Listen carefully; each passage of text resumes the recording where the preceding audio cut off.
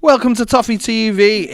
It's the club call, although there isn't going to be any club call tonight because we've got no one to man the phones. Ned has gone to Watford and Paige has gone home. So, yeah. That's representing down at Watford with his white socks on. Yeah, he has got his white socks on. He's bladdered, apparently. Is he? On the coach. He's drunk.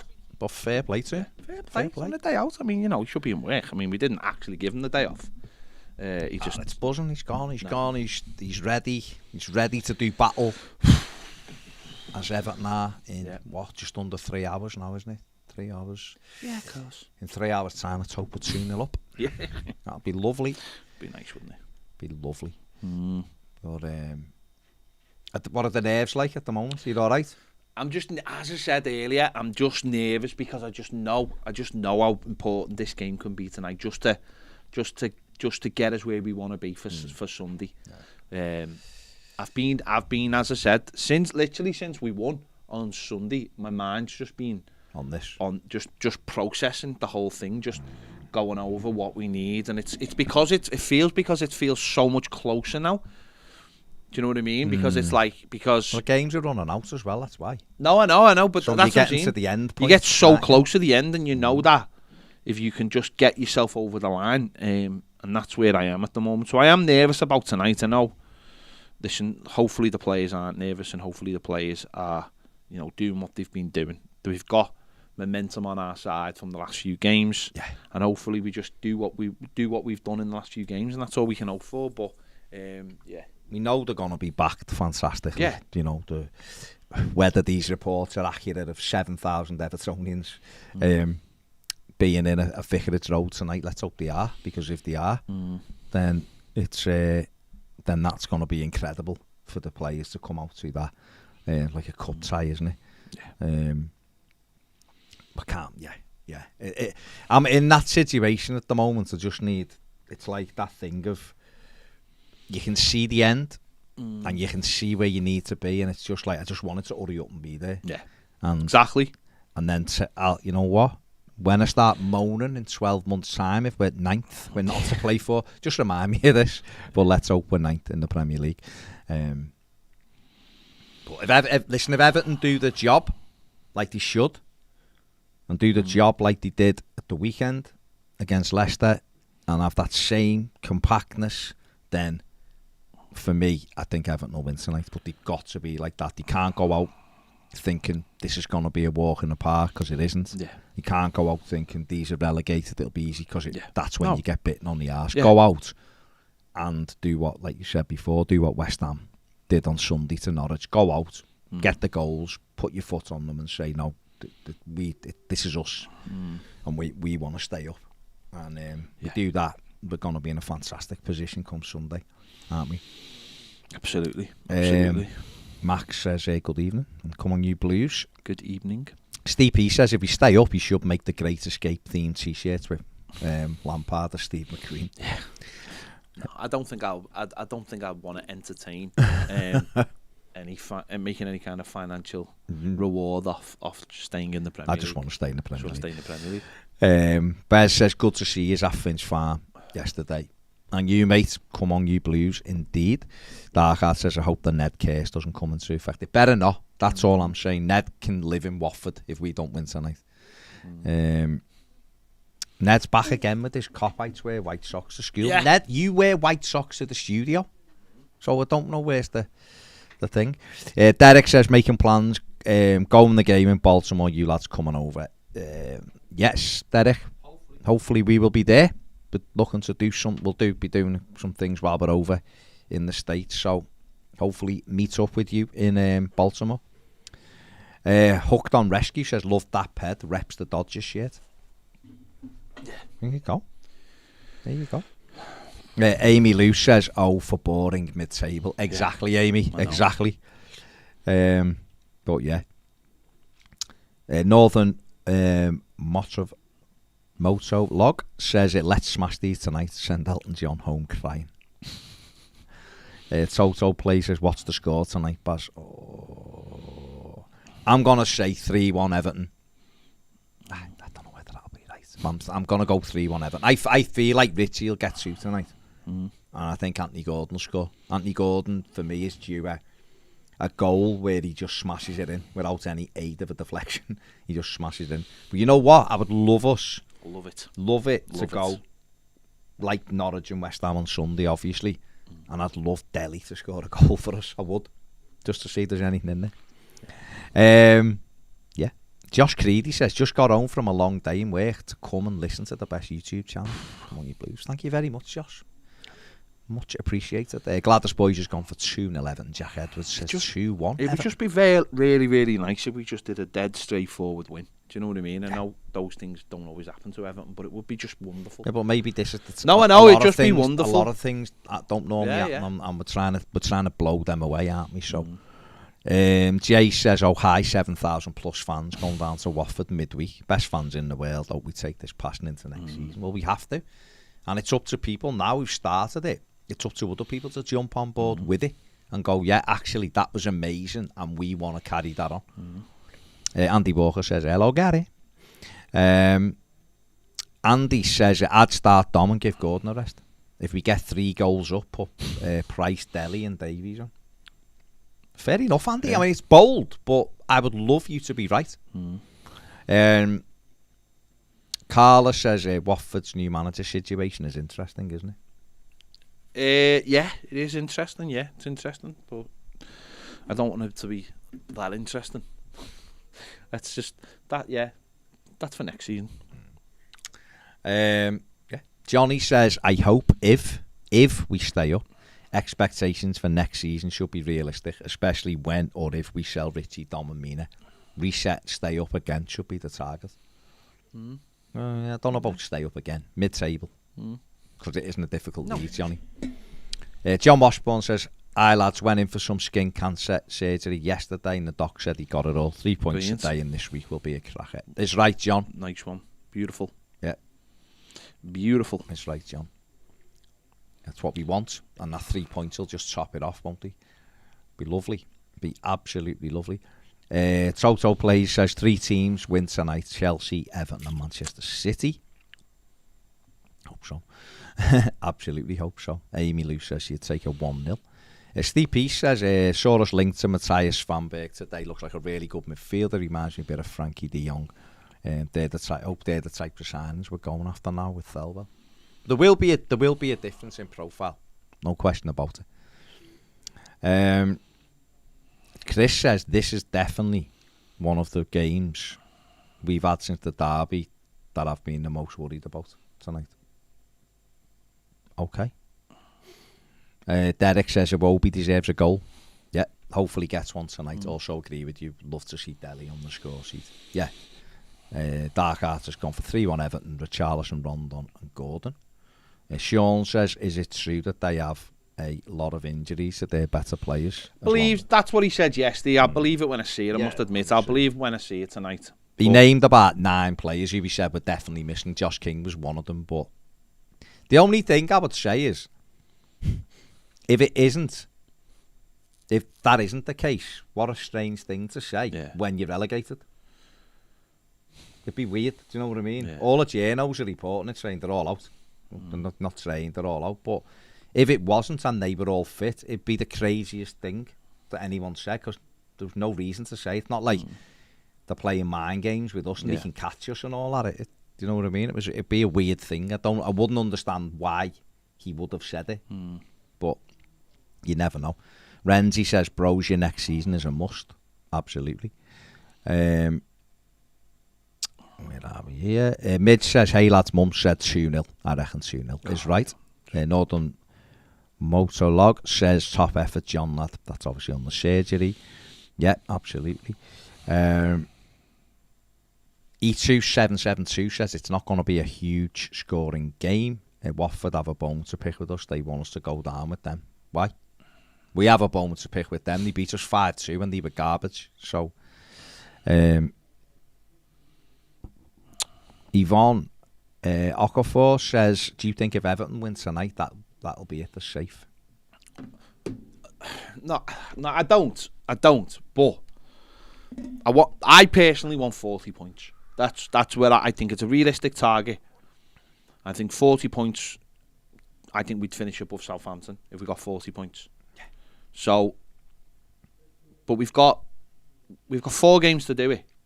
But obviously we don't want it to involve the last day. No. So let's start that process tonight. Let's start that process tonight. And that, to me, tonight means that all the pressure goes on to Burnley and to Leeds and to Southampton. Obviously more Burnley and Leeds. But let's start that process tonight. Let's get ourselves in a position where possibly Sunday when we kick off, we're possibly safe. Or we can make ourselves safe with 3 points in that game as well. Let's you know what I mean? It's tonight. You want to do them things as quickly as possible. Exactly. What you don't want to do is you don't want to go to the. I don't personally want it to be on Sunday going right 3 points from this and it's this and that. I want it to be. This is a game tonight where we should be winning it. Out of the 4 games we've got, this is arguably the worst. The game we should be winning most. Yeah. I know we've got 2 games at home, but they're both of them are in decent form, and I'm not sitting here absolutely worried about them. But tonight's a game where you think this is your big opportunity. You've just won the last 2. You know, you've won. You know, we're on a decent little run. The players are all fired up. They're all ready to go. Yeah. Watford have got nothing to play for. And I know people say, well, but why does that suddenly free them up? Do you know what I mean? Go and want the game more. Have more desire. Take your chances. And get the 3 points. And don't you know, if players come out and say, we will not go down, we will get this done and stuff, get it done then tonight. Get it done, and that gives us a brilliant, that would put us 4 points ahead of Burnley. And Burnley, I think, play before us on Sunday. Is it at Spurs? Burnley play before us, yeah. And who's to say that Burnley and Leeds play before us? Obviously, then we could know by the end of Sunday night. Well, we've said before, and I know there's loads of ifs and buts and maybes, but if Everton were to win tonight and Chelsea were to win tonight, then Leeds play at 2 o'clock on Sunday. If Leeds don't beat Brighton, we're basically safe anyway. All we can do is us, yeah. All we can do is do our part, and that starts tonight, doesn't it? Paul says, what do we think of the top of that the presenter on Sky Sports was wearing when she broke the news about Watford? What was the top? We haven't seen it, Paul, so was it very interesting? Take a picture if you know.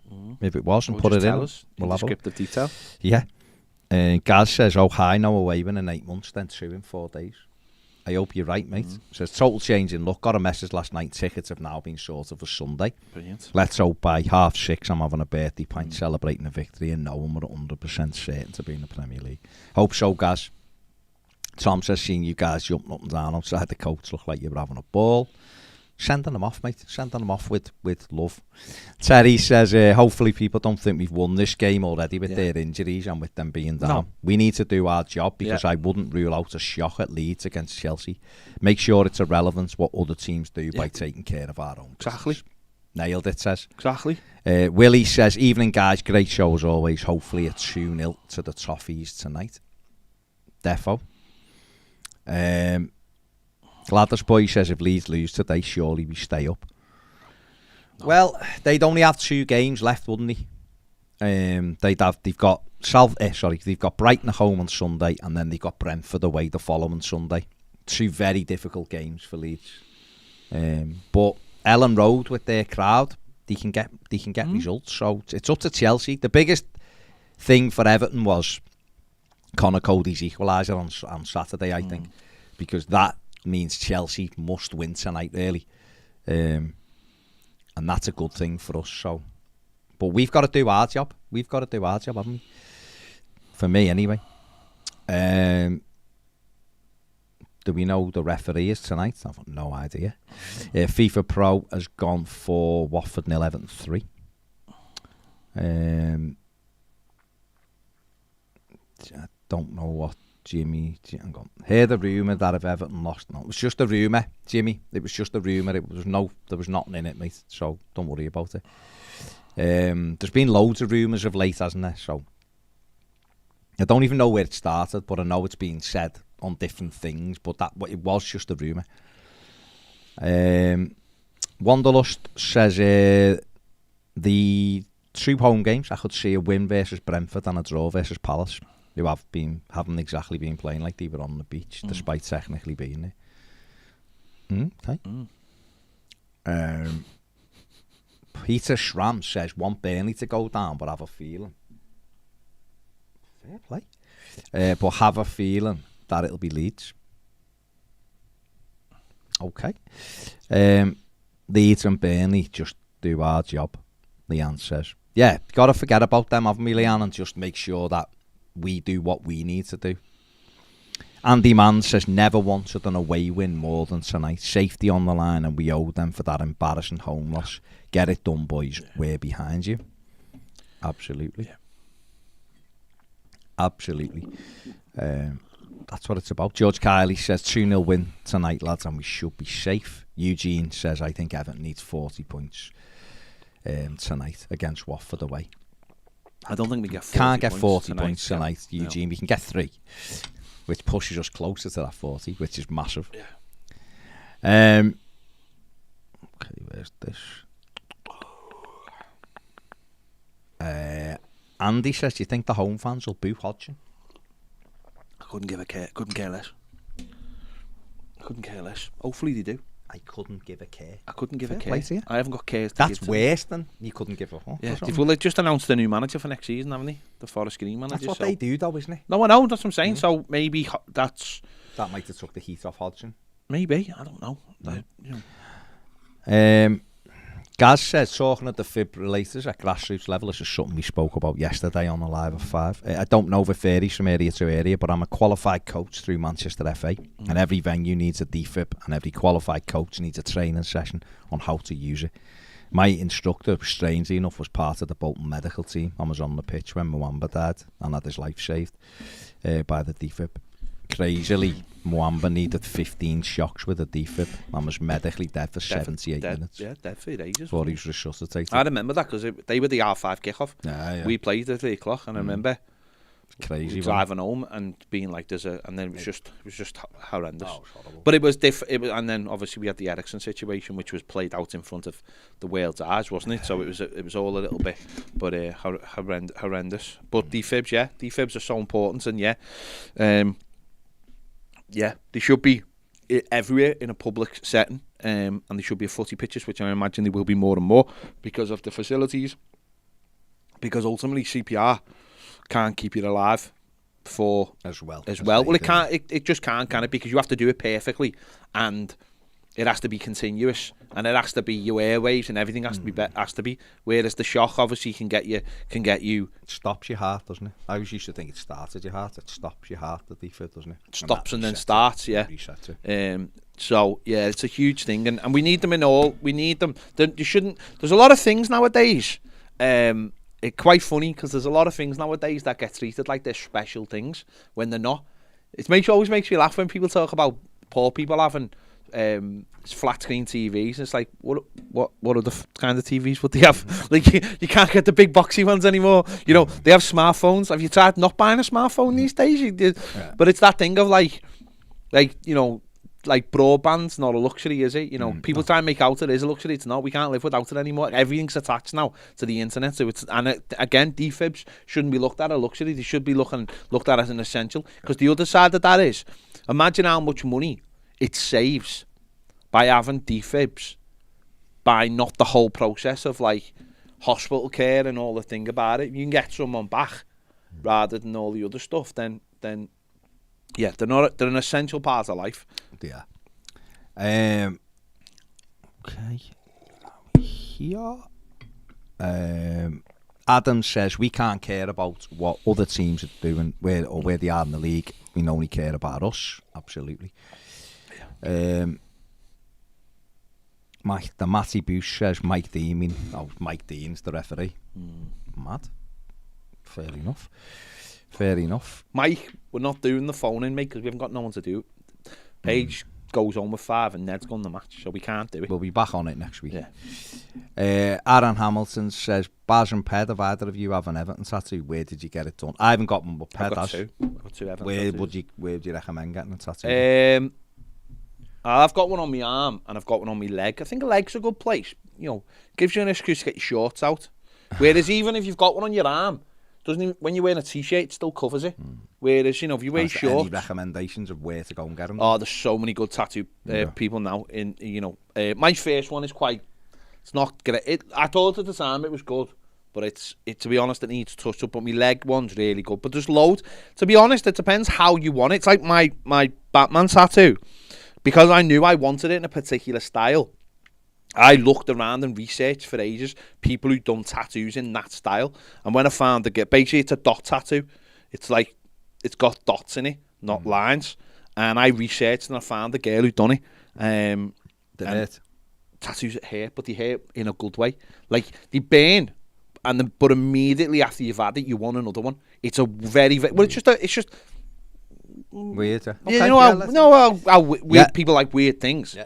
It just burns and then it burns. But also what's possible about tattoos is just, when I got that, I think they just put like a bloody bit of kitchen roll on it. Yeah, and it bled because I drunk the night before. And they left it on. And when I went to take it off, not part of the tattoo, but it was all crusty and everything. Whereas now they put special lotions on. They wrap it now in cling film, and then they give you these like stickers, which give you like, it's called second skin, and you put them on for a week, and it keeps it all moisture because it's like moist. You don't want it to dry out, and so now they're well better. But do some research, find what you want. I know there's a lad in Liverpool on Egbert Road who's a big Evertonian. He does them for a lot of people. So just go on Instagram and have a little look. Leanne says their keeper's a dickhead. Don't we stick a few past them? Jason says, lads, know you like Carragher, but how embarrassing was he on commentary last night? Diaz went down at one stage, rolled 5 times, got up and sprinted, dived twice, and no get-up shot. Did not have... I could not care less. I don't watch them, and the one thing I would say is I cannot for the life of me understand how they allow him to commentate. I don't get it. I just think it's nonsense. Didn't they have Kelly Dalglish presenting it and had Redknapp in the studio as well? I think it's pathetic. He DM'd us the other day about something on Twitter, and I just told him he was bad. And he went, "He said you'll soon have me back once your thingos have run out." I went, "No, you're on a timeout. You're on the naughty step." Here next week, isn't he? He said, "You're on the naughty step, mate." He said, "Oh, you'll have me back." I went, "Oh, we'll wait and see." I don't know. I know people like watching football, but I don't know why they watch them. I don't know why anyone watches them. I just don't know how people bring it to them. It's hard enough watching Everton without watching them. Well, I was talking to Shai, who's one of the Red Men before, about Jamie Carragher and about Gary Neville, to be fair. I think the pair of them, when they do the analytics stuff and analysis, are fabulous. I think they're the best two around. But I cannot understand why either of them are allowed to commentate on the simple fact is, Sky don't care about... No, but they don't care because ultimately... The fans that the Liverpool and Man United fan base who watch the TV is their most. So they just look at it and go, not bothered. Well, they probably look at it and go, well, who are we pissing off here? Yeah. Are we pissing off the City fans? Are we pissing off the Everton fans? We don't care. Not bothered. Most people watching this game are going to be Liverpool fans. And that's all they care about ultimately. That's all. The thing about it is, though, Paz, you know this as well as I do. Nowadays, they've got all the data now to back up. They know who's watching the game, who they support, who likes who doesn't like who. They go through all the analytics nowadays, and they know whether the numbers are. If the numbers weren't positive, they wouldn't have them on, would they? They just wouldn't. It'd be bad for business. Yeah, it's hello. Sean Spencer says, "What's this about Baz opening up on OnlyFans if we stay up?" That's Ned. Ned's the OnlyFans, isn't he? It's going to be called. It's going to be called White Sox Dreams. People would love it. Yeah. It'll be Ned showing off his calves, wearing an assortment of white socks, different lengths to tease you. You know, someday he'll probably start with a nice one that goes right, football sock that goes right up to the knees, just showing a little bit of definition. And as the more money comes in, those shorter those socks will get. And one day he'll just have the little trainee socks on. The little ones for and that. Oh, that might be a tier. Might be like a. Do you know what I mean? Gold tier. Might be the gold tier. Might be just a little ankle socks. Do you know what I mean? But you know what it's like. People like different things. People like seeing people fully naked, but other people like just just a little titillation, mightn't he? So just a little bit of calf, a little bit of shock on the calf might be enough for some people. But it's coming soon. Yeah, coming soon. And Cam's going to open one bench pressing people. There you go. Bench pressing Ned.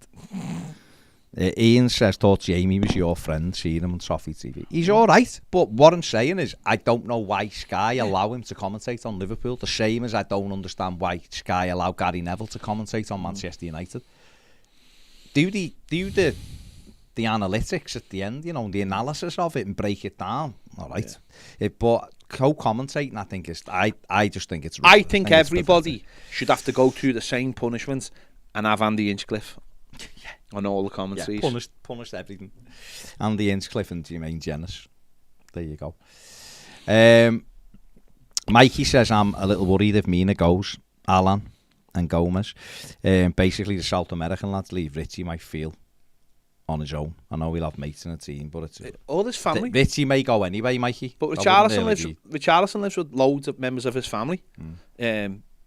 So I wouldn't worry about that too much. I don't think Richarlison's like this big socialising fella. Okay, maybe at the training ground and stuff, they're his mates, but we'll just replace them with other South Americans. There you go. There you go. Where are we? Here, Mike says, oh, yeah, you've already answered that, haven't you? Keithy says, I'm still a bit worried about tonight. Everyone is expecting Watford to be turned over since they're relegated, but the shackles will be off for them. They're at home.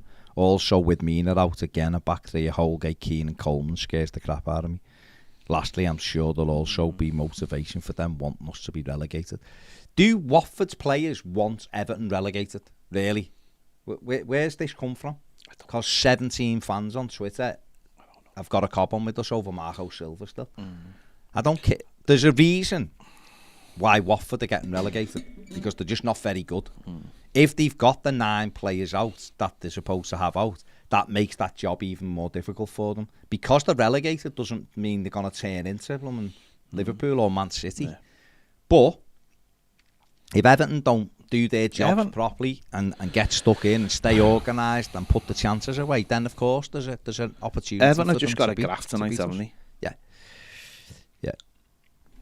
Dave Sugg says, unrelated, but Ped and Baz, what do you lads think of Winning Time? The show on HBO about the Lakers. I haven't seen it yet, but I know you said it's really good. It's boss. I love the theme. It's the only programme that I sit through the theme tune. The theme tune's amazing. Great. It was great show. I know it's slightly embellished parts of it. Certainly about what Magic Johnson got up to. But no, it was really, really good. It was a really... I suppose if you know about the LA Lakers, if you're American, you might know a lot of those stories, but not really knowing about the LA Lakers around when they got took over by Jerry Buss, then, you know, I know what's happened since. It was really good. And now, obviously, the thing about Larry Bird was brilliant as well. The way they characterised Larry Bird was brilliant. Mike says, no worries, lads. Got an idea for a show. You both pick your top best 5 and worst signings since the Mashiri era. Don't let each other know you've picked and discussed them. Yeah, we'll do that. Someone asked for the debate show back, so we'll bring that back in the summer. Yeah. Let's get this out this season out the way first. Brian's mental torture out the way first. Therefore. Brian says, Gutted never took the chance of a home ticket end tonight. Didn't realise 7,000 gone. Shades of Villa in 87. Stephen Guy says, hope they all get in tonight and raise the roof. Yeah.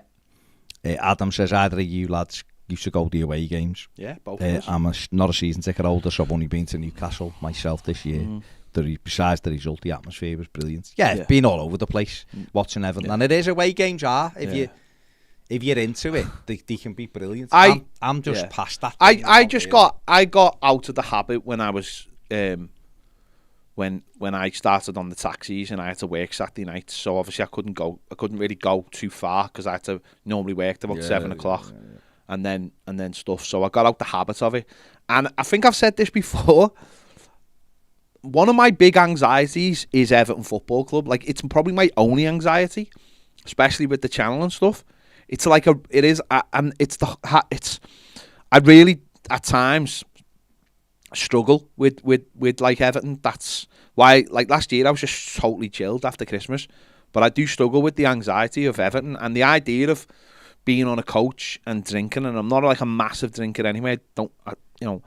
So the idea of being on a coach and stuff and going down there and it building up It's been bad enough today, just sitting here waiting. And I understand going on a coach is amazing, but I don't miss it either. Like we've spoke about it. Sunday, I imagine was amazing, and I had like my brother-in-law telling me, my brother-in-law goes all the away games, and my nephew does. And he was telling me how amazing it was, and I didn't have any jealousy whatsoever. I'm at the stage in my life where I'm like, I'm made up for you, lads. But I don't need it. Do you know what I mean? And people used to be like, oh, how come you don't go the aways? How can you have a proper channel? It's just like, well, I understand that, but Baz has got 3 kids.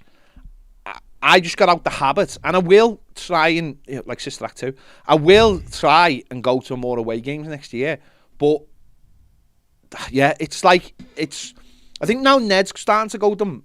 I might try and like go, because another part of it was because we got the channel. Obviously, we want to make the channel big and consistent. It's our jobs, and I think there was when we found when COVID was happening I was doing live stuff straight after the games, and it was getting really good numbers and people were watching, and it's good for the channel, and it's it builds the channel, and ultimately it is our job.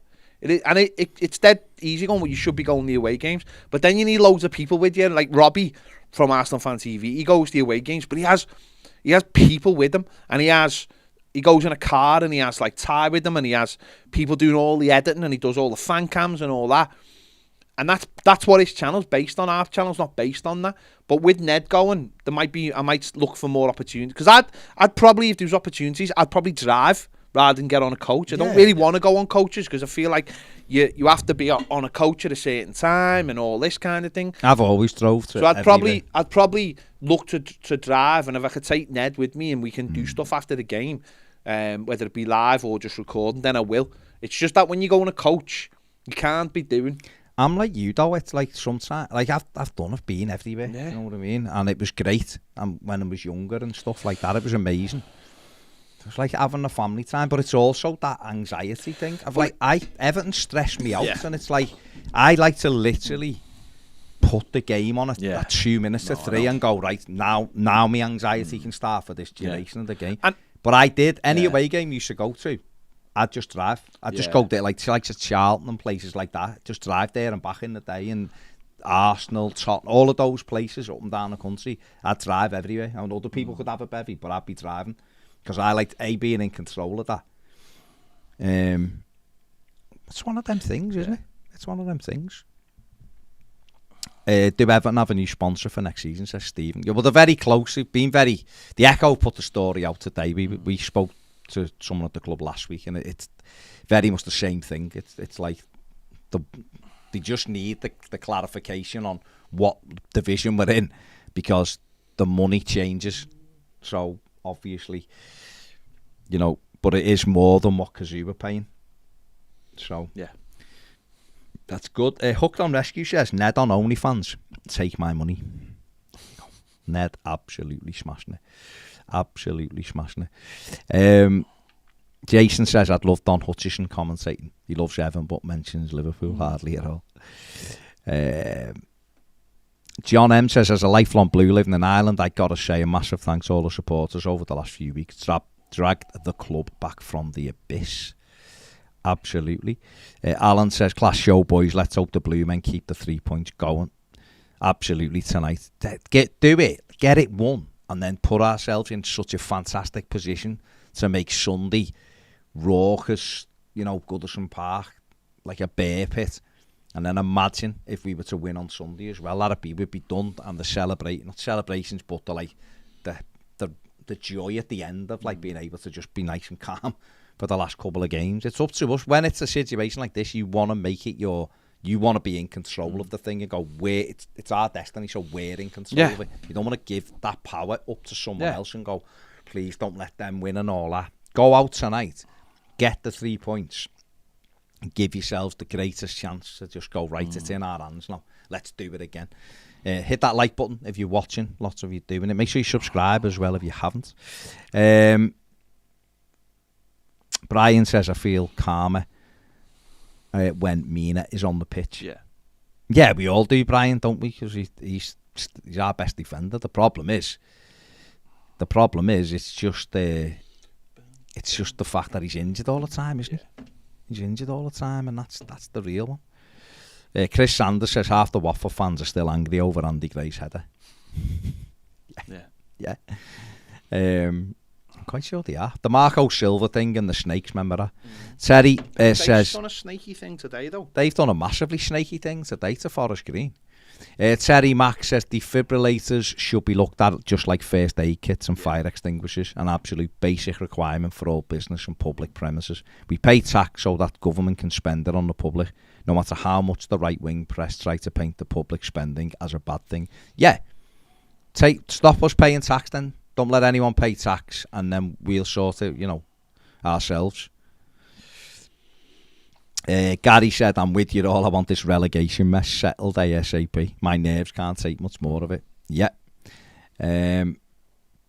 Brian says, the only one who's had the balls to say about the red bias is Josie when he was Chelsea boss. Pep said it though, hasn't he? No. Michael Cosgrove says, should be Ned's legs.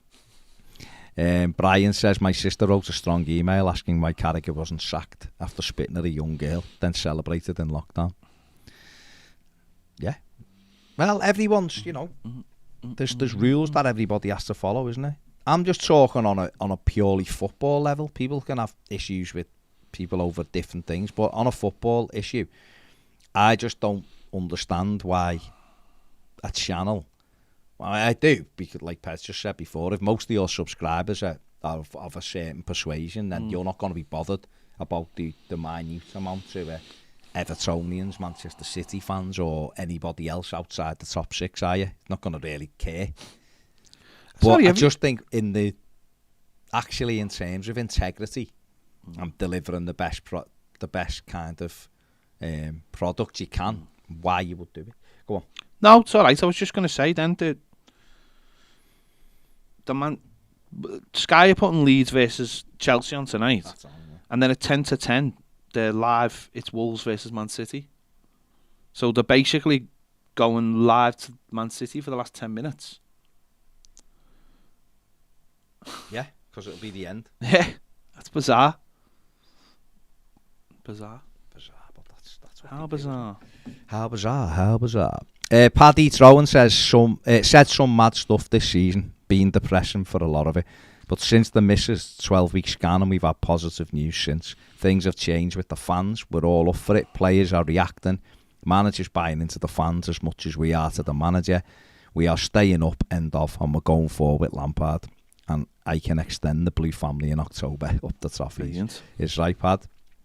Brian says, whatever sponsorship we will get in will be the parallels of a very limited CEO. Not her fault, it's just a fact. Another lazy appointment by the greatest Evertonian.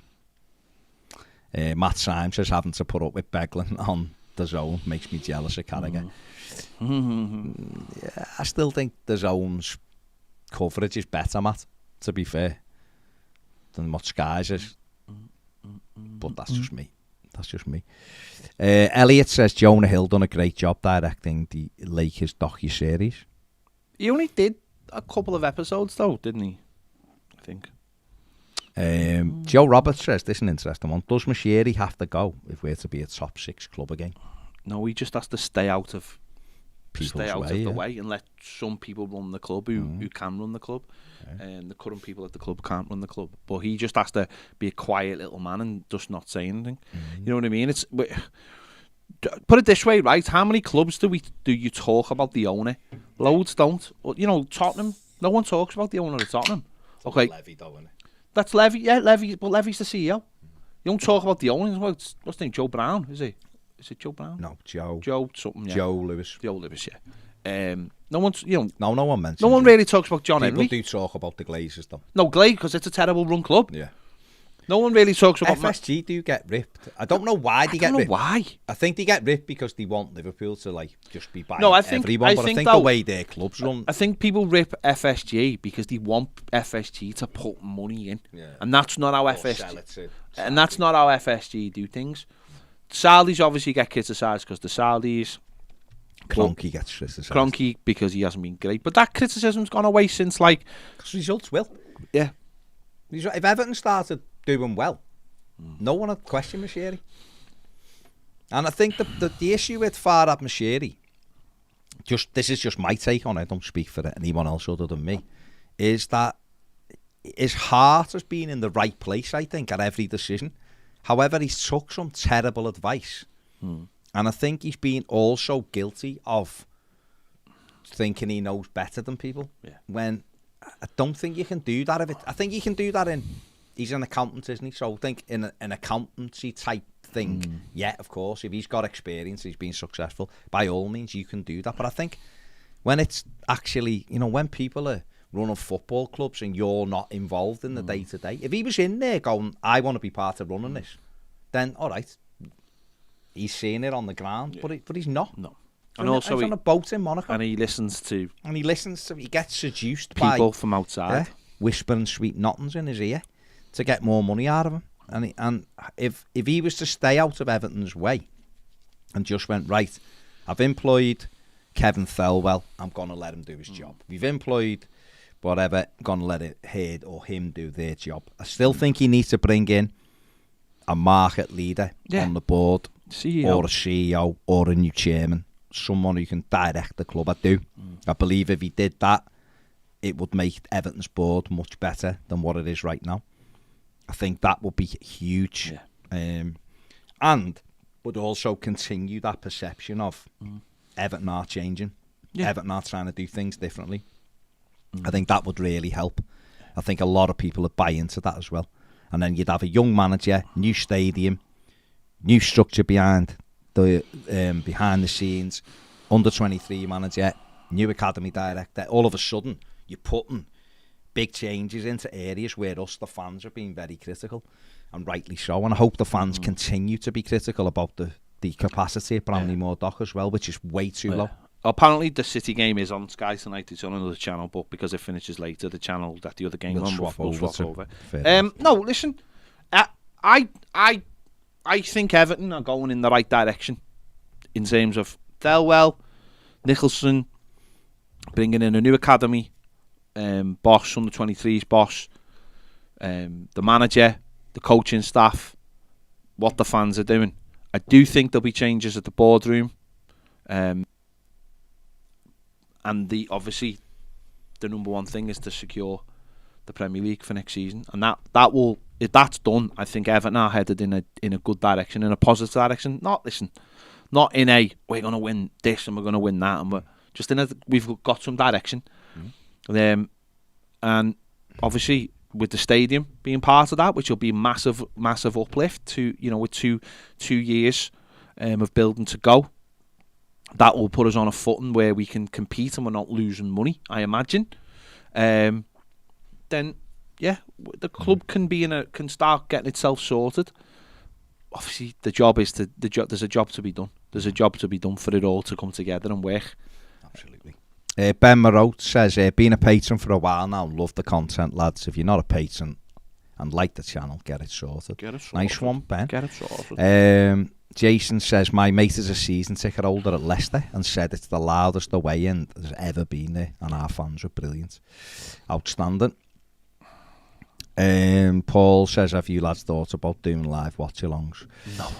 We've done them in the past. We did them last season, didn't we? Yeah, we done them in lockdown. I'm a bag of nerves, and I when games are on, and I'll be honest, I don't want that to be entertainment for somebody else. I really don't. I don't. I like coming on afterwards and sharing my opinions of what happened, but that to me is pure entertainment, isn't it? It's someone else taking some pleasure, whether it be good or bad, out of your emotions. And I'll be honest, I don't. That's not what we want our channel to be. So we've always been like that, though. The fan cams and things like that, we've always steered away from that kind of thing. Would we do Arsenal if there was nothing on it? If there was nothing on it, yeah. I'm happy to do Arsenal if there's absolutely nothing on it. Yeah. But I can't sit here and watch my emotions be destroyed. I couldn't anyway. I can't. I like to concentrate on the match. Exactly. We've done it here. I couldn't. Even last season when there was nothing on it after games, I wasn't even talking on the watch along. In fact, me and Ned were here. You were in Wales, I think, for the Brighton game, and we sat and watched the Brighton game in the studio. Without saying anything. And we didn't do any. We didn't do any. Oh, you didn't do it live. Didn't do a watch along. Didn't do a live. Me and him just watched it. Well, because after I can't remember why we came in and watched it. But we came in and watched it, and then did our videos afterwards. I think you were away, Yeah, and I think we just watched it. But we could have easily done a watch along, but it was just like, I don't want to. I don't want to be dragged. My emotions during the game are nuts. I do stupid things like the other day. Because I knew my feed was delayed, and I knew my next door neighbour was an Evertonian, Sean. He wasn't watching the game, couldn't watch it, so he sat in the shed. But I thought, well, if it's delayed, I could hear him say, like, sometimes I'm so on edge. Like, I remember once we were watching a stream, and Sam was getting notifications on her phone. And I heard a notification when Leeds scored the equaliser against us in the season, and I went ballistic. I was like, "Get the fucking notifications off!" Because I'm so. Sometimes I'm dead sense, and sometimes I'm not. But Zach does that sometimes. He has live score on, and the other day I knew he had it on. Yeah. Coming to the last few minutes, but I left it because I thought I'll know. I was that nervous that normally I go, "Get it off, mate," or you're not what, because even with the zone, it's probably like a minute behind, just the way it is. But I had it on the other day, and I knew that because I was that worried about the game, I knew that every minute he wasn't like looking at me as if to say something, it was okay. Well, which is I told you this last year when we at Anfield, and we got the penalty. He come in and went, "Oh, we got a penalty," and I knew that he was watching it in the other room, right, in a thing. And he come in, he went, "I'll watch it in here with you." So that took the anxiety away from me, because I thought we must score, right? I thought it. We must score because he wouldn't be in here. Gylfi scored, and he'd walked out when he didn't know we took it, and I was like, I thought you knew. And he was going. I remember we did when we came back from lockdown and we played Norwich and it was on BBC, and it was like, and all the Redmen came to the door, and I was like, they know something. They want to see our reaction, and then I looked. I thought we must have scored here. And I looked at them, and I think when we played Arsenal as well, and we were in here, and because again it was the delay. You saw it on the chat, but I didn't. Yeah, I knew we'd scored, so I sat forward, sort of pretending that I hadn't. Going, oh, we're in here. We were 40 yards down the pitch. I'm going, we're in here.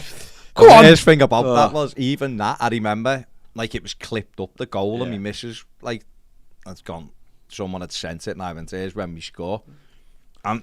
Even though that game didn't really mean it that much. I mean, we were in the running for Europe, but we scored and you two celebrated, and I was just like that.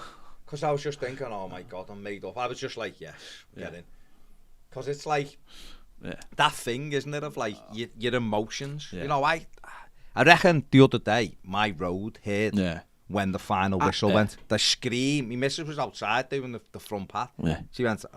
Your scream was so loud. I've done it where they're all loons, aren't they? I went for a walk on Saturday, and I knew what the scores were, right?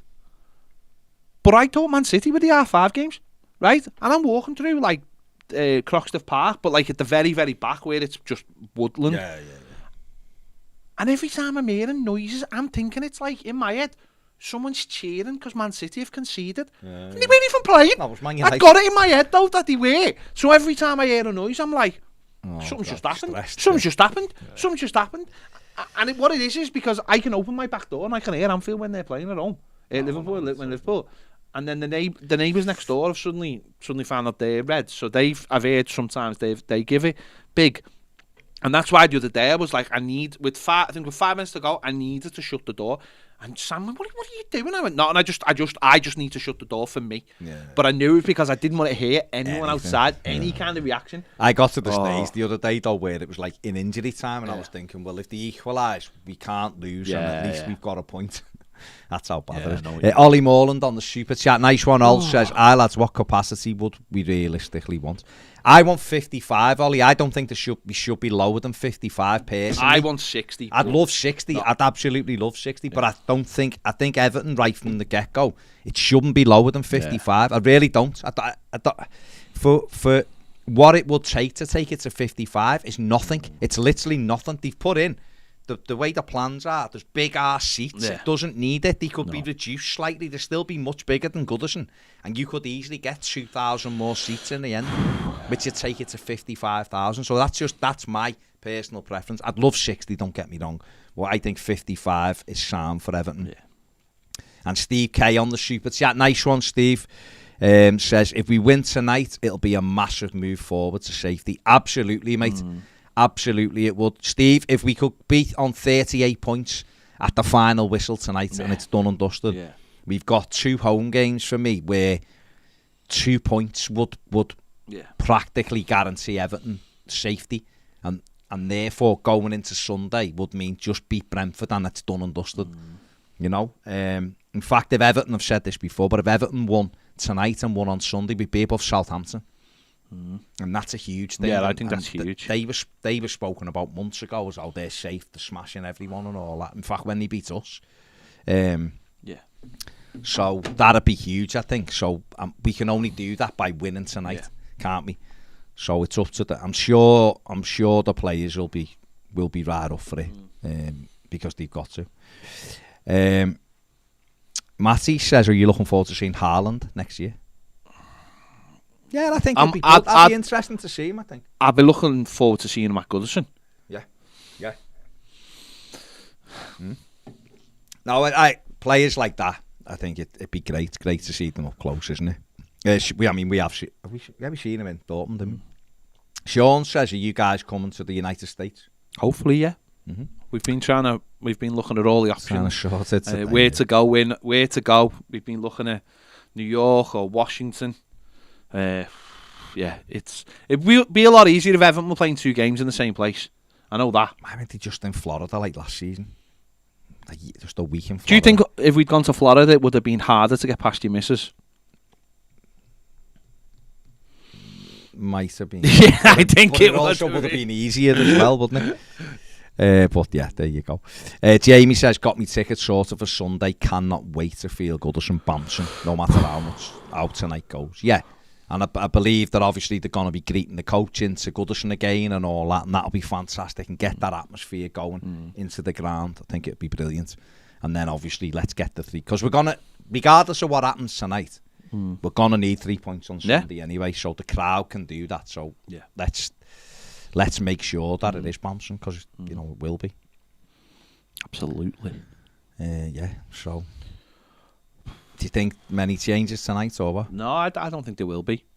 Michael Keane, obviously, and then maybe if there is a change, I imagine maybe Gray or Gordon drops out, just maybe to freshen it up. Do you think Delph will definitely start? Or is that one who... I don't know. Yeah, I think so. I think if he's fit, he'll start. But then the manager might have already looked at before Sunday and said, Delph will start this one, Alan will start the next one, and we rotate. Delph's a lot calmer than Alan. That's the thing, though. He's a lot calmer, and I think he just sits in front of that back 4 and gives us someone to play off. Therefore. Steve Kelly says, all right, lads, hope you're both well. Good to see John on yesterday. Will be interesting to see how Lampard approaches tonight's game. I wouldn't be surprised to see a few changes. Yeah, I hope not. Brian says, Baz, please don't dance around who gave or given Mishiri the most influence and advice. Well, the influence is him, because he owns the football club. We can argue about whether or not the board should be stronger. Of course they should.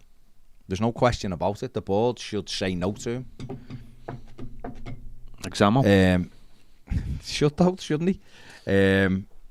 But he also listens to kids, Jirachiban or whatever you call it. He's the one he listened to in the past. I hope he doesn't anymore. I hate my post being so one-dimensional, but until that inept buffoon is gone, we are in the loop. Yeah, 100%. Chris says, I'm staying the night for the Crystal Palace game, but the only hotel I could get was outside Anfield.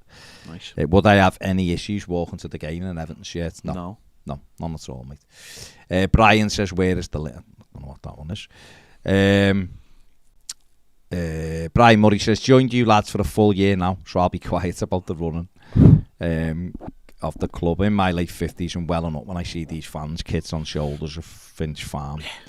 You don't need to shut up about the run of the club, mate. Everybody's entitled to their opinion, and most people are right. It hasn't been good enough. How can we say the running of the club's been good enough when we lose hundreds of millions of pounds? It can't.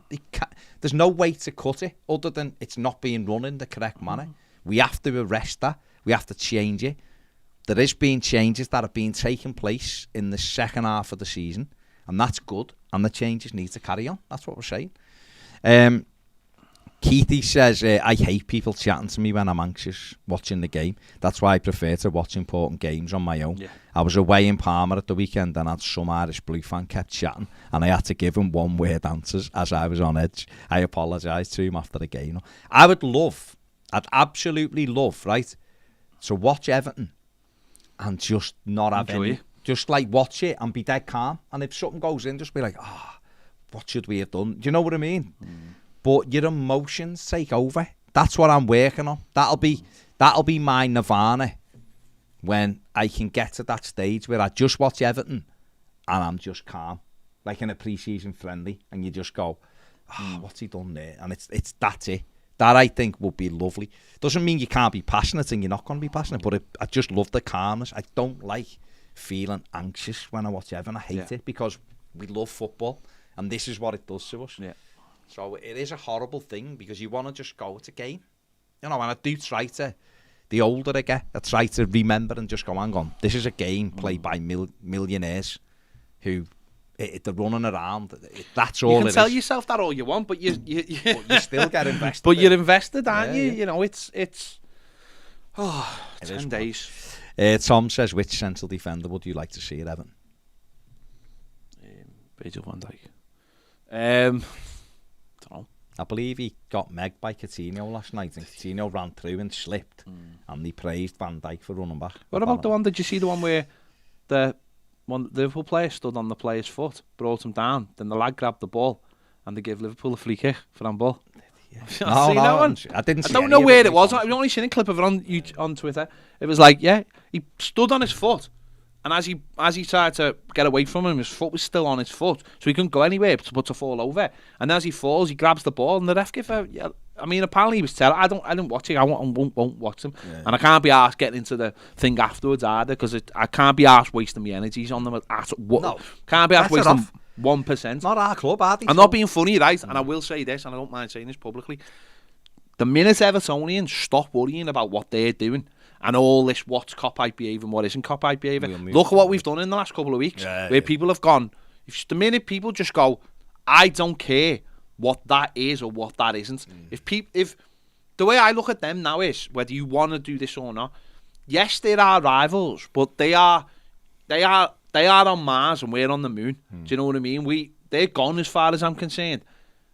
We're not gonna catch up with them by not doing positive things. We're only ever going to catch up with them by doing good things, by being positive. So I just don't worry about them. And you know what? If Liverpool didn't exist, mentally, a lot of Everton fans would be in a much, much better place and would be able to support our club in a much better place as well. I've just let them go. I've just let them go. Yeah. No, what you do? I am trying more and more to just go.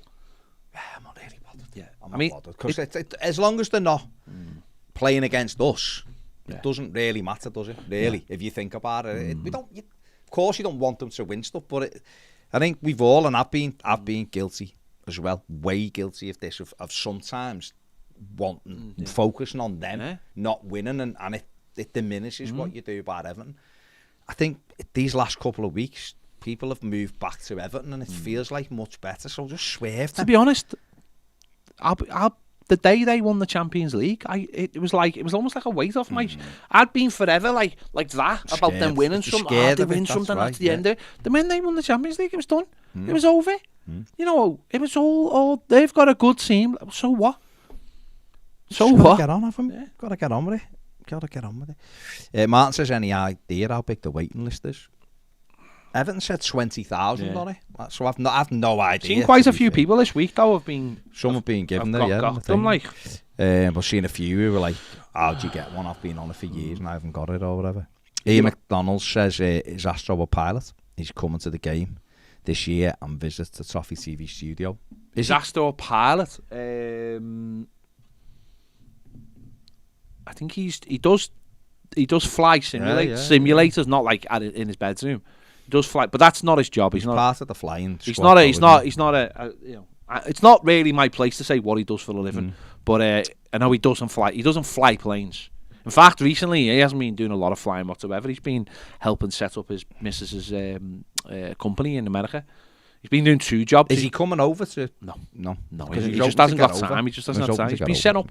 His missus has just opened an office. She's got an office in this country and an office in the States now. And he's been basically doing his job and helping set up that. Fair play. So he is going to Baltimore though. So he said he's just messaging me going, not really asked about the match, just want to go and have a bevy with you too. There you go. Jackson Alari says Everton should come to Michigan. Yeah, the stadium holds 120,000, doesn't it? But Michigan surely's not that far from Minneapolis, though. Surely it's only up the road in American terms. Yeah. Only up the road. That is absolute miles away. Yeah, I'd say that. It is. But it's when you look, I was looking, going, right, we'll drive from New York to Baltimore. Yeah. Like, 20 hours. Yeah, of course. Yeah, of course. Matt says we're supposed to not care what the red shirts say. Let's start acting like it's only Absolutely. 527 miles. Yeah. In American terms, that's not much. Yeah. Absolutely, Matt. Absolutely. Brian says them 14 years from 1970 to 84 didn't affect my mental health because of my age. Now it's a different matter. I know, Brian, but if you let's be honest about it, right? We'd all be. If we could just block them out and go, oh yeah, they're just think of them like Man United or something, we'd all be happier. You would. And we'd probably all be more positive about our club. Not that doesn't mean we just accept our club because it doesn't. It doesn't stop my missus from flicking V's at windows that have been decorated with the cuff fan when we walk on the dog. But you see, that doesn't bother me, right? I told her. For the reason that it's a cuff fan. Yeah, I've told her. I've told her not to bother. Or when we go to shops and there's something that they're selling something with Liverpool, she always puts something over it. Which is very childish, but there you go. And Angie Posterish, the Celtic manager, said very interesting point today. He was talking about, he said, in years gone by, it's more pressure and stuff. He said, in years gone by. Who said this? Angie Posterish, the Celtic manager. Oh, yeah. He said, in years gone by, when you play the game, whether you won or lost, you go home, you'd be able to, get your head down for a few days and not worry about what had happened. He said, that's so hard now. Because he said, people are always shouting over the fence at you. He said, but the way he looks at it is, he doesn't know what kind of week that fella's had and all the rest of it, and you just have to let it be. And he said he doesn't, he said he preferred it the way it used to be. It is all the time. It does. I understand the idea of we mentioned before when you switch a game on and Carragher might be doing that game, and it does annoy you because you want it. I think for me, a lot of people probably feel like it's not even that Liverpool are on or whatever. It's the pure biasness of it and how things are covered. It's sickening. It is, and it's how things are covered now. And this is what Pep Guardiola was saying the other day. Every channel seems to have an X-red on, and it's always with the red tinted glasses on, and it does. I mean, I just don't watch it after stuff now because of it. It does.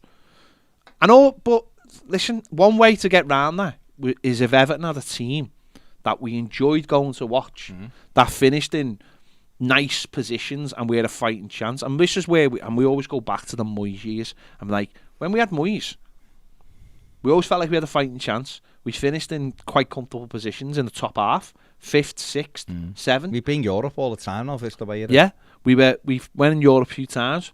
We finished above Liverpool a few times, and it always felt you had a fighting chance, and you could enjoy football then. And maybe because the social media wasn't there, it wasn't as intense, but we all seem to enjoy it a little bit more. Now, hopefully, if we can get through this, then get to a place where we find that again, that little sweet spot, and then maybe that'll take us on to the place that we really want to be. Yeah. But the problem is this is the other problem is though, and it's that rich poor thing.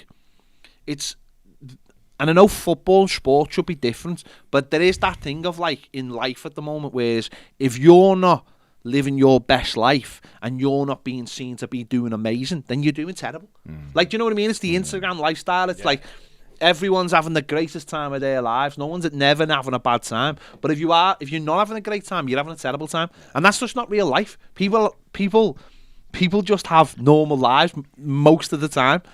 And it's the same with football. It's like the promised land is the Champions League, and if you're not there, then you're finished and all this. And it's great if that's your ambition, but don't get like massively upset if you can't get that. We had a conversation yesterday when we were talking about 5th place being a Champions League spot, and it's like it won't make any difference to us.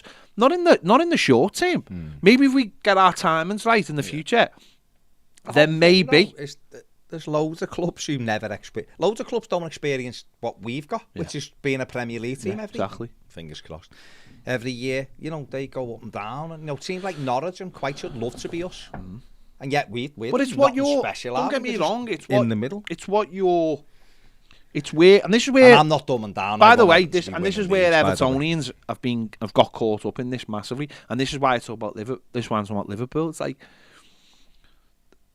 Liverpool are our rivals. I appreciate that, right?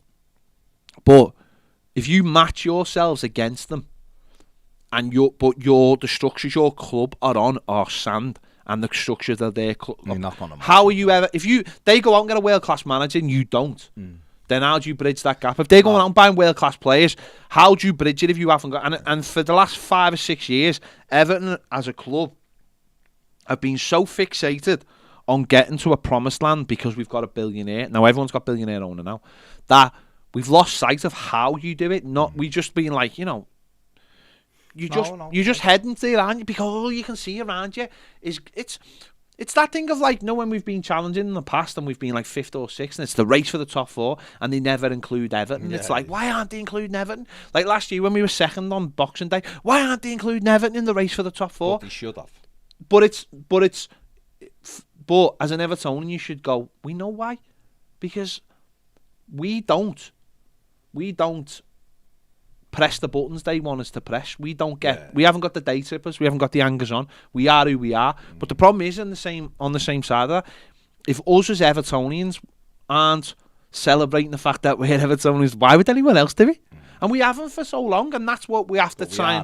That's what we're trying to do now, isn't it? And it's up to the team now to get us over that line, and then we can really push forward this now in the summer. Definitely. Todd Merv says, I actually can't take this pressure. Come on, Blues. Jacob says, Jacob's lot says, come to DC. We may well see you there, Jacob. We need to find out. This is what we need to find out.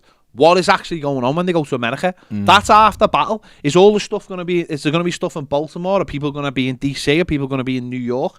Are people going to just save it all for Michigan? I know Baltimore is on a Saturday night, so I know. Minneapolis. Sorry, I know that it's all going to happen in Baltimore because it's a weekend. Because it was like last year, wasn't it? The first game loads were there, but there wasn't as many in the second game because because of obviously it was in the midweek. So. But I believe it's Minnesota maybe bigger this time, apparently. But I don't know how true that is. Is that because people just don't want to go to Baltimore? Maybe. Papa Trev says, come to Minnesota. We'd love to have you. Well, we're going. We are going to Minnesota, so we will see you, Papa. And hopefully Jacob will see you as well. So just let us know where you're going to be. Live of it says, I can see an unlikely hero tonight. Do you agree? I want to see a likely one. As in, I want Richie to get hat-trick or something. A couple of goals. Music Man says, will you both be watching a game together tonight? No. We sat on our own. Quiet. In a dark room with the curtains drawn. Yeah. Just praying. Watching it and praying. Jackson says 10-hour drive from Michigan to Minneapolis. Yeah. Fair enough. Mitch says Everton need to come to Toronto. Yeah. Dark Art, no idea. He's trying to, but he's gonna have to get his big boy pants on and get his savings out. Who's that, Ned? Yeah. Do you think if Ned just rocks up in a bar in America pretending to be Ed Sheeran, do you think he might make some money? Yeah, I reckon he'd make pay money for his trip. Daniel Kane says, is Yerry Mina fast? Yeah. Well, he's not fast tonight. He's not. Brian says, just got in from work and thought it was a phone-in. Baz wanting to experience a relaxing victory. This is Everton. We don't do comfortable victories. It's not our way, and quite frankly, we'd be boring. No, it wouldn't be boring. Wouldn't be bored. And if Everton won like... They said, but now that you mention it. Yeah, if Everton won like 25 games a year and it was just like dead sound, dead simple. Be amazing. It'd be amazing. Life would be lovely. Gary says, come to Memphis. Can we, Gary? We've got to go where the Blues are, and they're not in Memphis. Nick says, hey guys, great shows always. Regarding the subject, the defibrillators are all Everton fans need one. It's a basic requirement. Big win tonight, we're almost there. Daniel Kane says, who's winning the league? I don't care. I honestly just I do care. No, I just no, I know, but I don't know. I don't know. City is still the favourites. They've got to be, but you don't know. Could say they've got a tough game tonight. If they win tonight, I think they're in. If they've got a great chance.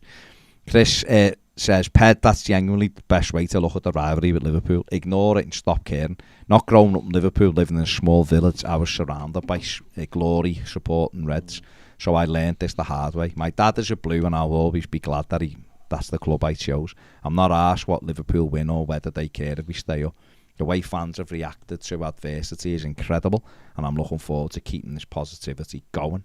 Absolutely. I just have a very sort of realistic way of looking at that relationship, and it's not worth getting yourself upset about it. I just don't understand why people get upset about it. Listen, if we were 1 and 2 in the league, then fine, it'd be tit for tat.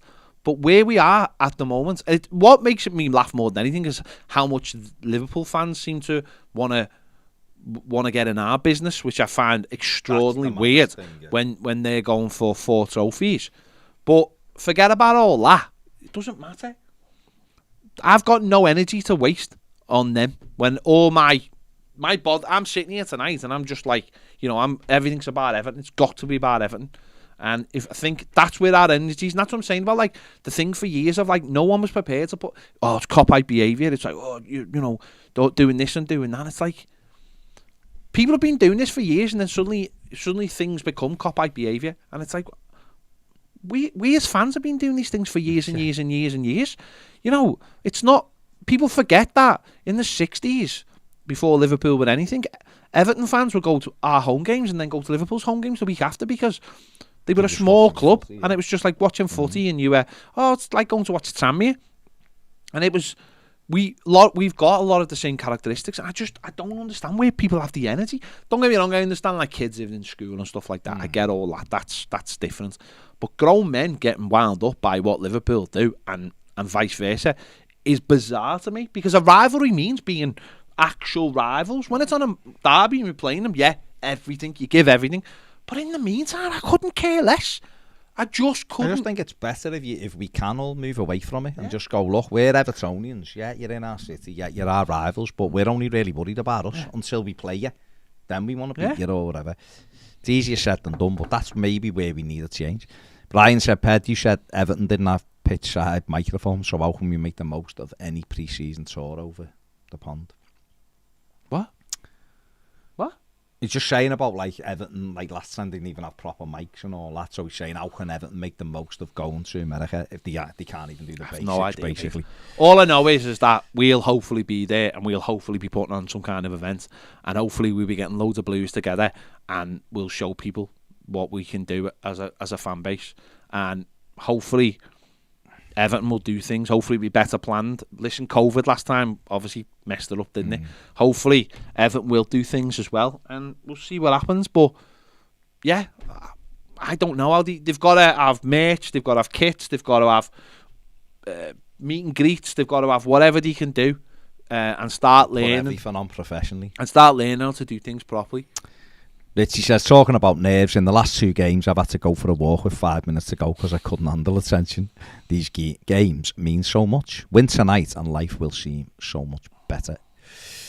It is mad, isn't it, Rich, though, when you actually break it down and go, it's a game of football, isn't it? But even, when you think, though, realistically, we're all living our lives, and yet these fellas... Real problems. These fellas are just kicking a football around for, like, it's supposed to be entertainment at the end. It was literally born out of and whatever giving happens, workers to watch something at the and end. Whatever happens in 2 months' time, we'll start it all over again. Exactly. It's just crazy. It is crazy. Derek says, spot on, lads. Must admit, I get easily wound up by Liverpool fans. I just find it odd that Liverpool fans like flap so much over us when they've got an excellent team. I wouldn't even pay any attention. No, that's what I mean. If Everton were that good and they were struggling, I just wouldn't. I'd just be like, oh, did they get beat? I'd be like, oh, they get beat. I wouldn't really. I wouldn't go looking for them. You seen it? We put that video out yesterday of them leaving, like loads of what do you think you should go into a cup final and all that. Like, why are you asked? You're in the FA Cup final on Saturday. What are you bothered for? You've been doing it when you haven't won anything. So what are you bothered? You know. Absolutely crazy. But and then on the same token, they'll happily tell you support your club properly, or you boo your team and all this. You don't support your team and all that. And it's like, well, so we get grief for not being good supporters, and then we get grief for trying to be good supporters. Yeah. You know what I mean? I think we are turning, and hopefully we're turning. But I think we're turning because people have just decided. Lots of Evertonians have gone, who cares? Yeah. This is about us. We could potentially. They could potentially, you know, something horrible could happen to us, which will somewhat affecting your daily life, you know. Yeah, exactly. Blake says, crossing the states for the friendly versus Arsenal and coming back home to San Diego for Comic-Con. What be a hell of a week. Wow. What a week. Scott says, gonna travel from Houston to Baltimore for the game. Let us know where you all are before the game. We will do. Yeah, we will do, Scott. Defo. This is why it's really hard to plan, isn't it? Because we don't know. We don't know. What we know is we're going to be in Baltimore on the day of the game, probably from around. It makes sense to get there. We'll get there early, won't we? But and then do it from and then we'll sign. But we need to find out what's going on. And this is obviously we've got a couple of months. We need to find out what the club are doing. We'll need to speak to the lads concerned, Everton USA, all those kind of people. Because by the way. If people have already got things arranged, don't let us ruin it for you. You know what I mean? Go and do what you're doing. Go and do what you're doing. We'll just be there. We'll be there. If someone says there's a meet and greet in a pub, we'll come to that rather than go, no, we're going to do this thing over here. You know what I mean?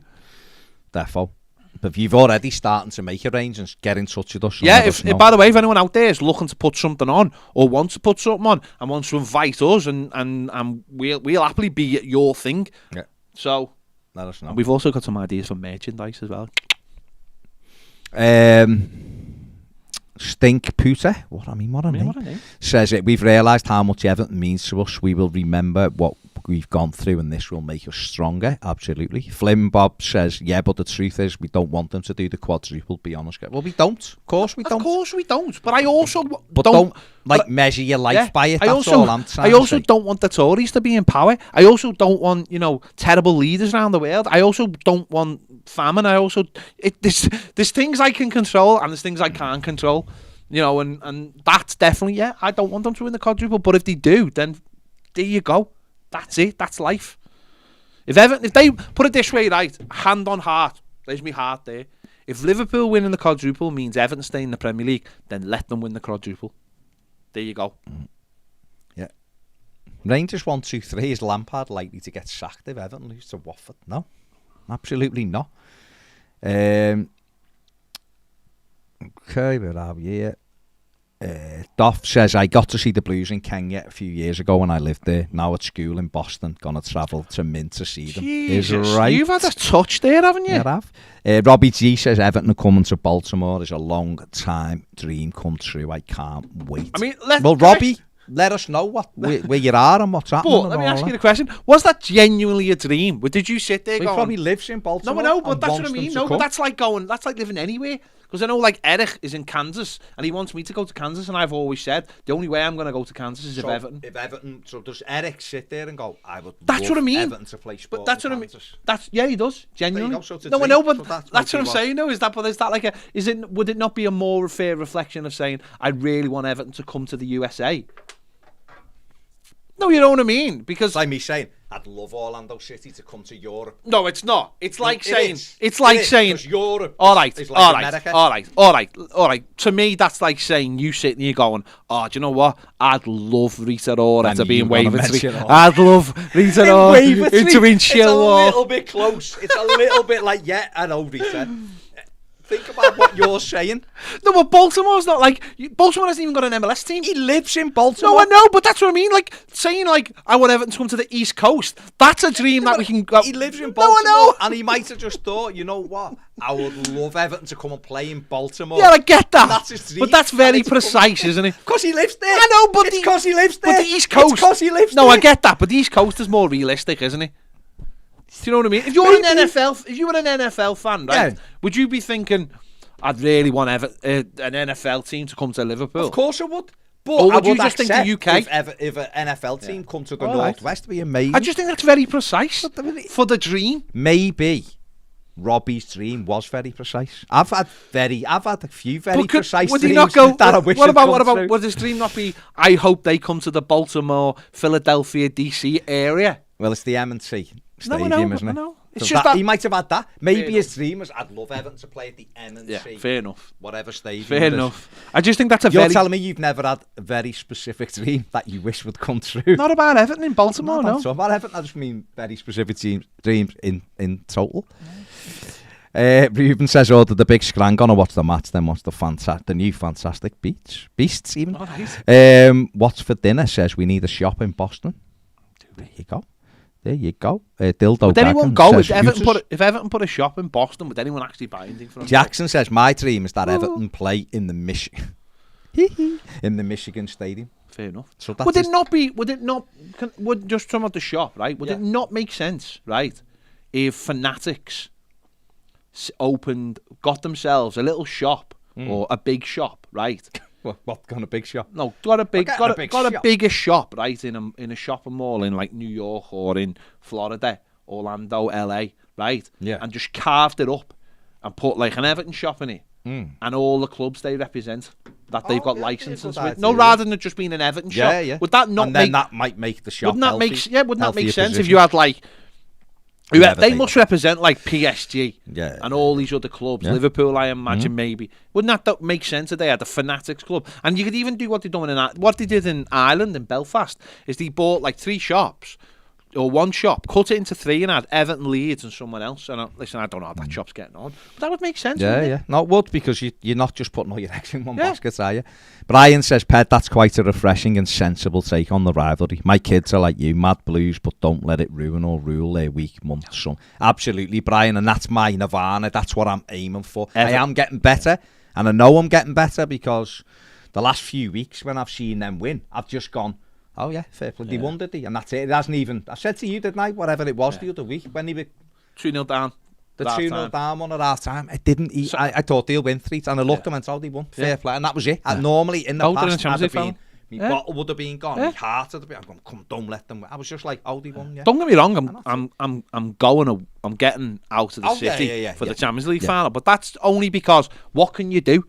You can find to your house. Well, I'm going away, so because they'll all be here on the Saturday and they'll all be here on the Sunday because they're going to have a parade on the Sunday. So you know what? The best thing for me is to go, I don't want to be here. Let them celebrate. No, the same way that if we win something, we'll celebrate winning it, and that, you know, one day hopefully that happens. And that's the way I look at it. Don't be here. Let them get on with it, and again. Come back and it's done. Last night I looked at the phone at 5 minutes to go and they win it 2-1. They've won 2-1. I checked my phone at 8 o'clock and it was 1-1, and then I checked it at 9, it was 1-1. I was thinking, oh, be alright, it's all day, and I'd seen Villa that had all the chances, and then I checked in, it was 2-1. I was like, yeah, that's it, done. Steve says here, Reds are obsessed with us, they call us bitter. Yeah, that is weird. It is weird the way they are. I can understand us being like wanting them to lose and getting involved and stuff, but what's weird is them being obsessed with us when we're not. There's nothing to be worried about. It's like a couple of my mates are like, I can't work out whether I want you to go down or not. And then it was like, no, we don't actually. But I was like, why are you asked whether we go down? It's not like we're stopping you winning stuff. Why? What does it matter? I've actually and they were like, no. I've actually heard people say genuinely it would be like a 5th trophy if Everton got relegated. Well, because it would be for some, wouldn't it? It would be to Evertonians if they got relegated, wouldn't it? Well, I'm saying. No, I know, but I'm just saying it's just like. But for them, to us, given everything they've had in the last few years. But this is the problem, and I'll go a little bit further with this, because we might as well stay on here until the team news comes out. Okay. I'll go a little bit further with this. Everton in the last few years, or certainly maybe. Oh, go on, you talk. Everton had created a culture amongst the fan base in the last few years that helped grow that rivalry. You know, the stuff they used to say, probably still say on the season tickets about, you know, this is our city, and all the stuff was very like, you know, the people's club. It was very much like sticking two fingers up to them as a club, and it's like, why did we build an identity where all our identity was about was being this little L4 football club that didn't look outwards? I don't understand why we did that. It's because it's actually held us back. Liverpool have gone into the world, and don't get me wrong, you can do both, by the way. You can have a football club that wants a worldwide fan base, but also caters to your local fans. You know, Liverpool, their fan base comes all from all around the world, and that stops some fans from going, local fans. And I think that's the difference. But there's no reason why we couldn't have a worldwide fan base, but also look after the home fans. I think that for too long, Everton had these season ticket things and all kinds going, the People's Club, it's our city and all this. And it was so localised. Like, you were literally making your fan base L4, and that was it. And it's pathetic. And I remember doing a thing about 2 years ago, I think it was. And it was a workshop with the club, or people who Everton were working with. And there was loads of us on this call, this Zoom. Might have been during COVID, actually. And one of the things they asked us, they were like, what do you want us to see? And I said, and a few of us said, we want Everton to take ownership of the city. Like, stop giving up ground. It felt like to me that Everton had retreated to L4. And I said to them, stop giving up the city. Get some, I know we've got the shop in town, I said to them, but get some ownership of the city. Get some billboards in the city centre, advertising stuff, you know, and not just on the big screen either, where it's like interchangeable every 30 seconds. Like, get a poster in the city centre that tells people about Everton or whatever. I said, don't be afraid either of using, because one of the questions was about the Liver Bird, and I said, well, the Liver Bird was ours first. Don't be scared. Like, don't use it as in, like, wait, this is going to be our new banner. But if you want to talk about the history of Everton Football Club, you have to include the Liver Bird. We had the Liver Bird on our kit before Liverpool did, because we won. We'd won the local league, and it gave us the right to have the kit, to have the we wore the Liver Bird on the. I said, don't be scared of that. Don't be scared of using the word Liverpool when you use the word Everton. That's not like, by the way, like, you know, putting on there like West Ham have got it. I said, don't be scared to say Everton is in Liverpool, the city of Liverpool. As long as you say we are the original team in Liverpool, what's the problem with that? And the fellas were like, oh, that's really interesting. And everyone actually agreed with me. You know, there was a lot of people on the call, and I just said, don't be scared ever to use the Liver Bird or use the word Liverpool. I said, we were here first. I said, there's nothing they've got as a club, apart from the trophies, that we didn't have before them. I said, Anfield, we had before them. You know, we were in the city before them. We had the Liver Bird before them. I said, there's nothing that we've got that, you know, that they've got, sorry. I said, so don't be scared. Don't be stuck as being this little L4 team. Cast your net wide and far, and hopefully they've learned from that. You know, as I say, saying, you know, this, we go the game and all this crap, that plays into the hands of being this tiny little club or looking like a small club, because Liverpool fans just laugh. They just go, why just like promote yourselves like that? Why'd you promote yourself as this little club?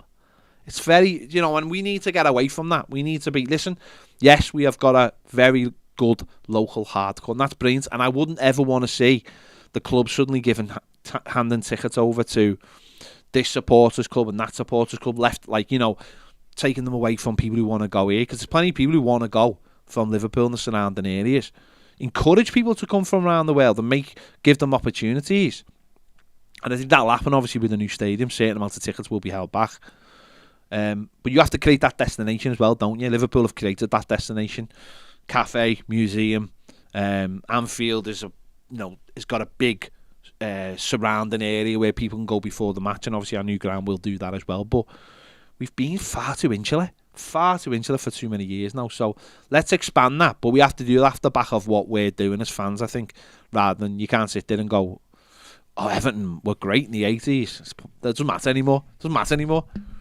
Seen yesterday, EA Sports announcing that they're ditching FIFA. It's like, we don't need them anymore. Yeah, Our game's so big, we don't even need the people who run the game anymore. No. And it was like, they're holding us back. That's where kids now, it's Generation FIFA. They're picking the teams by what they see. Imagine if the next FIFA, Everton run out to Goodison and it's just like flares and it's part of the game and stuff like that.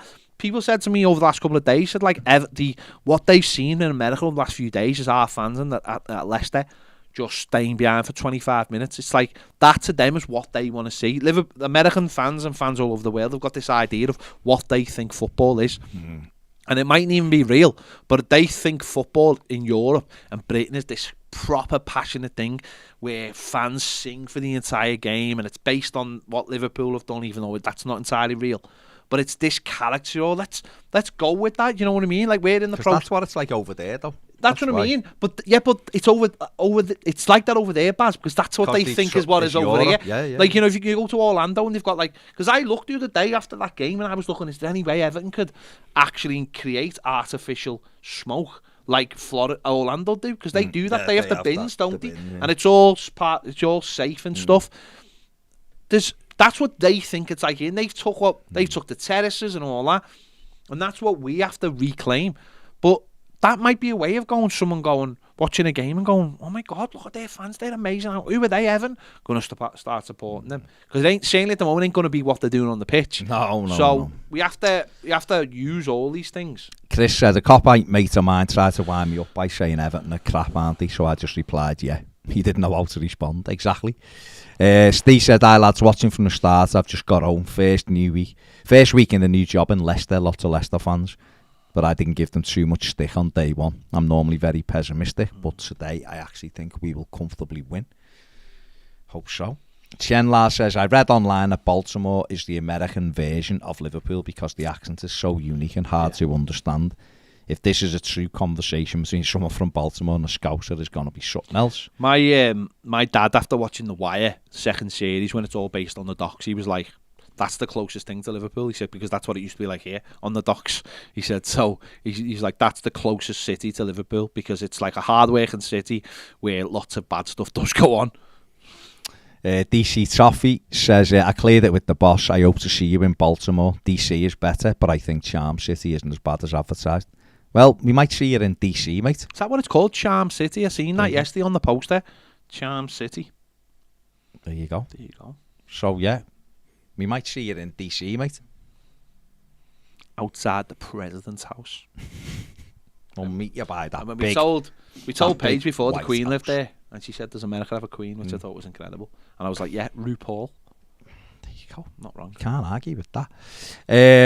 Brad says, as someone living in the Midwest, I was over the moon when they said they were coming to Minneapolis. No way could I go to Baltimore, but the Twin Cities is just a 5-hour drive. There you go. Just a 5-hour drive. We could be in Paris in 5 hours. My brother-in-law is a City supporter, and I was seriously considering making a trip out to going to the UK, but this is much more reasonable for my work schedule. Won't have to take too much time off to see Everton play in person. Is right, Brad. See you in Minnesota then, mate. Matt Symes says, are you guys staying until the team news comes out? Yeah. Brian Murray says, Ped, we created this new tribal L4 Everton because we still can't embrace the globe and its financial possibilities. Even simple things like Tim Howard's USA World Cup heroics that even Obama spoke of. Shane McHale failed again. Come on, we can't even get our kits in our own airport. But that's why, though. That's why we embraced it. We embraced it for a reason. We embraced it because it meant we didn't have to do the hard work. It meant that Everton and all its failures could simply sit there and go, we own this little part of the city, because we do. We own that stadium and everything surrounds it. That's ours. And we didn't have to go out that. We didn't have to try hard. That's exactly why they did it. They were like, this is what we do. Tap into that. We go the game. Do you remember when we were doing the footy show on KCC, me, you and Johnny Milburn? Yeah. And Johnny Milburn went through a talk with whoever was Liverpool's CEO at the time. Might have been Ian Ayre. Yeah. And Robert Elstone. Yeah. And he said, Ian Ayre talked about getting more fans from all over the world for Liverpool and developing that brand. And Robert Elstone talked about Merseyside, just developing Merseyside. Yeah. And remember Johnny saying it just seemed mad. Yeah. That two teams, because at that time there was not really that much between them. We were both, this was 2013. so we were both like neck and neck almost. Michael Keane in for Yeremina. That's no changes apart from that. There you go.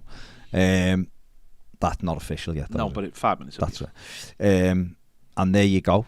That was the outlook then of like Liverpool were looking globally and Everton were looking very insular and going, we'll just protect our little area. And that was nearly 10 years ago.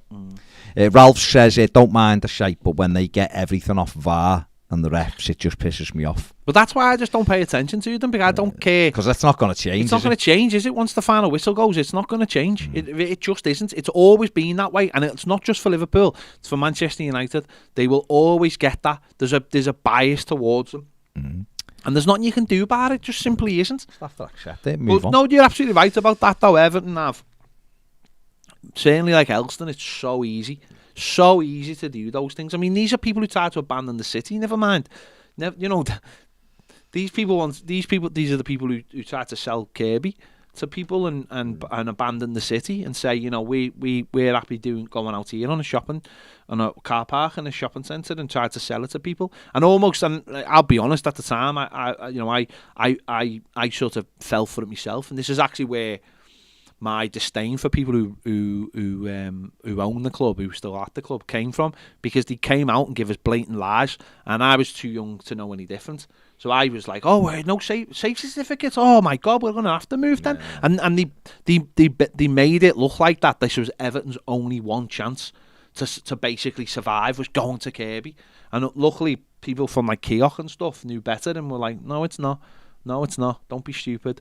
But they sold it. The safety certificate will go. I mean, Bill Kenway went live on television and told people that the safety certificate wouldn't pass the next year, and that was like 19 years ago or something, or whatever it was.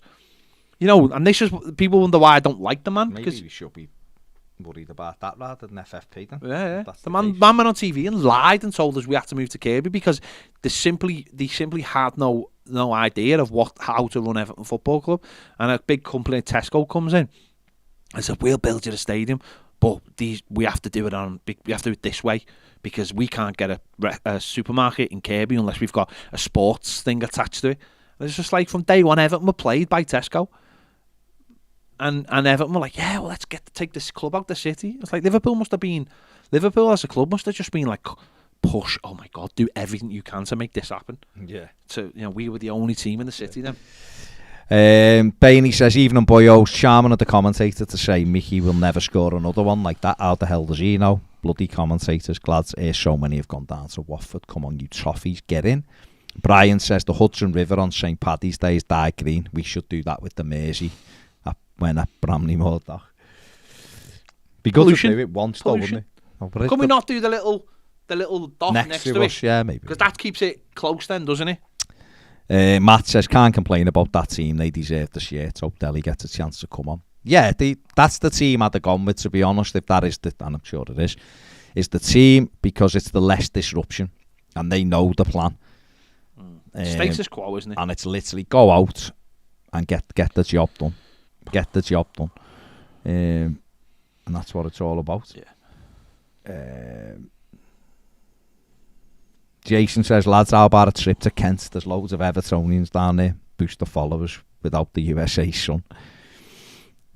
Okay, well, we'll think about it. Be nice sometime in the future if Everton had a game on a Saturday, say, in somewhere like London. It would be nice to go down on a Friday night and maybe do something with fans, like a night on a Friday night somewhere, maybe in London or something. That'd be really good if in the future, like.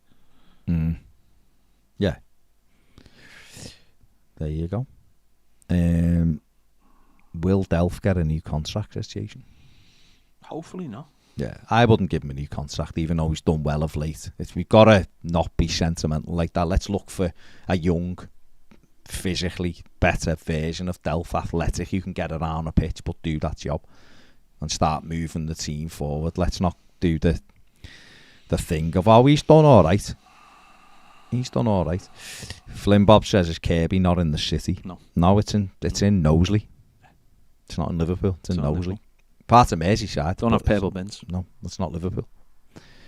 It ain't Liverpool. It isn't Liverpool technically. Yeah. You know, people in Kirby people might be watching now will say they're Scousers. That's fine. But it's not within the city, and you can imagine.